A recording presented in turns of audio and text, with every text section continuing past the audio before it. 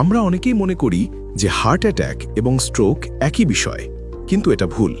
Heart attack হয় হৃৎপিণ্ডের রক্ত সরবরাহ বন্ধ হলে, আর স্ট্রোক হয় মস্তিষ্কে রক্ত সঞ্চালন বন্ধ হয়ে গেলে।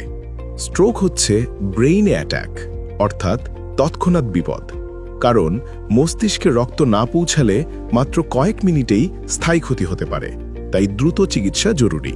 স্ট্রোক দুই ধরনের: এক, ইসকেমিক স্ট্রোক, রক্তনালী ব্লক হয়ে যায়। 2, হেমোরেজিক স্ট্রোক, রক্তনালী ফেটে রক্তক্ষরণ।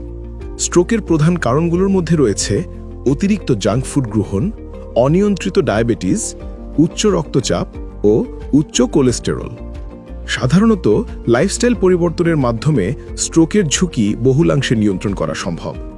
স্ট্রোকের লক্ষণ হঠাৎ করেই দেখা দেয়, যেমন মুখ বেঁকে যাওয়া, হাত পা অবশ হয়ে যাওয়া, কথা জড়িয়ে যাওয়া। এক্ষেত্রে মনে রাখতে হবে fast formula: F for face dropping, A for arm weakness, S for speech difficulty, T for time to act.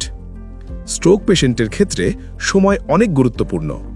Stroke হলে কখনোই সময় নষ্ট করবেন না, দ্রুত হাসপাতালে নিতে হবে। মনে রাখবেন, প্রথম 3 ঘন্টার মধ্যে চিকিৎসা শুরু করতে পারলে স্ট্রোক পরবর্তী ঝুঁকি কমানো সম্ভব।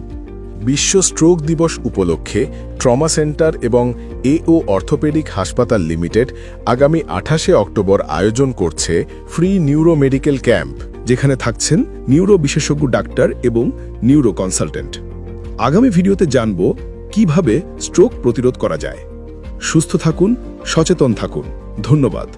বিস্তারিত তথ্য এবং অ্যাপয়েন্টমেন্টের জন্য কল করুন 10604।